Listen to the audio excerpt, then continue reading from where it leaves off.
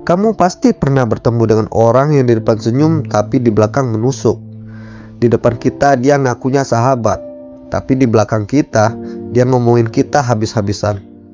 Orang kayak gini dalam dunia modern banyak banget, mulai dari tempat kerja, lingkungan pertemanan, bahkan di keluarga sendiri. Jadi, gimana cara kita menghadapi orang bermuka dua tanpa kebawa emosi? Nah, di sini stoikisme dan filsafat bisa bantu kita. Kita bahas panjang lebar. Santai aja, ambil kopi atau teh karena ini bakal panjang. Serius, ini bisa jadi lebih lama dari perjalanan keluar angkasa. 1. Kenapa orang bisa bermuka dua? Sebelum kita ngomongin cara menghadapi mereka, kita harus tahu dulu kenapa ada orang kayak gini. Orang gak tiba-tiba bangun tidur terus mutusin, oke, mulai hari ini aku jadi orang bermuka dua. Enggak, ada alasan psikologis dan sosial di baliknya. Pertama, ketakutan dan insekuritas. Mereka takut kehilangan sesuatu, seperti jabatan, perhatian, pengakuan. Jadi mereka memakai topeng. Yang kedua, ambisi dan kepentingan pribadi. Mereka mau naik jabatan misalnya, dapat pujian atau cari keuntungan. Yang pasti, itu pasti ada maunya. Yang ketiga, lingkungan sosial. Kalau di sekitar mereka banyak orang munafik, mereka ikutan. Sesederhana itu. Kata Marcus Aurelius, kamu akan bertemu dengan orang bodoh, iri, dan munafik setiap hari. Itu bukan masalahmu, itu adalah sifat mereka. Jadi, kalau ada orang kayak gitu di sekitar kita, jangan heran. Itu udah bagian dari kehidupan. Tapi apakah itu berarti kita harus menerima begitu saja? Tentu tidak. 2. Prinsip stoikisme dalam menghadapi orang bermuka dua. Oke, mari kita pelajari bagaimana para filsuf stoik menghadapi orang-orang seperti ini tanpa stres. A. Fokus pada hal yang bisa kita kendalikan. Kata Epictetus, kamu tidak bisa mengontrol orang lain, tapi kamu bisa mengontrol reaksimu terhadap mereka. Jadi, kalau kita tahu sisi orang bermuka dua, kita hanya punya dua pilihan. Pertama, marah, frustasi, emosi, sibuk mikirin mereka. Dan yang kedua, tenang, santai, dan cuek karena mereka tidak mengontrol hidup kita. Misalnya, di tempat kerja ada rekan kerja yang pura-pura baik, tapi di belakang menjatuhkan kita. Kalau kita sibuk marah-marah, siapa yang rugi? Kita sendiri kan? D. Berlatih ketidakpedulian emosional atau indifference. Stoikisme ngajari kita untuk gak gampang terpengaruh emosi negatif. Orang bermuka dua hanya bisa menyakiti kita kalau kita membiarkan mereka masuk ke dalam kepala kita. Coba pikir, kalau aku gak peduli apakah omongan mereka masih berpengaruh? Jawabannya tentu enggak. 3. Strategi praktis menghadapi orang bermuka dua. Oke, sekarang bagian paling penting. Gimana cara kita bertindak? A. Jangan terprovokasi. Ini penting. Orang bermuka dua suka memancing reaksi kita. Kalau kita emosi, berarti kita kalah. Kalau ada orang yang menyebarkan gosip, fitnah, jangan buru-buru klarifikasi. Biarkan tindakan kita yang berbicara.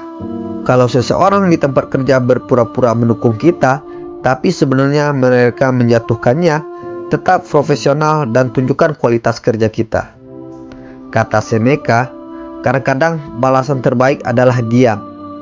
Atau dalam bahasa modern, santai aja bro, karma itu kerjanya cepat kok. B. Jaga jarak tapi tetap beretika. Jangan melawan api dengan api. Kalau tahu seseorang bermuka dua, jangan langsung konfrontasi kasar. Tetap ramah, tapi jangan mudah percaya. Dan jangan berbagi informasi pribadi atau rencana penting dengan mereka. Bersikap sopan, tapi jangan masuk ke dalam permainan mereka. Ibaratnya begini Wir, kalau ada ular di kebun, kita nggak perlu bunuh ularnya. Cukup tahu dia ada di sana dan jangan dekat-dekat. C. Fokus pada diri sendiri. Orang bermuka dua tidak akan pernah hilang di dunia ini. Yang bisa kita lakukan adalah memastikan bahwa kita sendiri tetap autentik dan jujur. Kata Marcus Aurelius, jangan khawatir tentang orang lain, jalani hidupmu dengan baik dan biarkan perbuatanmu yang berbicara. Jadi, daripada sibuk mikirin orang lain, lebih baik kita fokus ke diri sendiri. 4. Kisah-kisah filsuf dalam menghadapi orang bermuka dua. Kalau kita pikir hanya kita yang mengalami ini, salah besar. Para filsuf juga menghadapinya. Yang pertama, Marcus Aurelius versus para pengkhianat di istana Romawi. Sebagai kaisar, Marcus Aurelius dikelilingi oleh orang-orang yang ingin menjatuhkannya. Tapi dia tetap tenang. Dia tahu marah, emosi, atau frustasi tidak akan mengubah keadaan.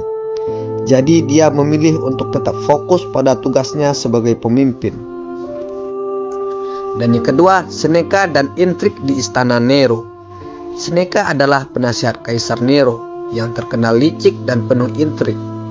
Tapi Seneca tetap bijaksana, tidak terprovokasi, dan akhirnya memilih untuk mundur dari politik daripada terlibat dalam drama.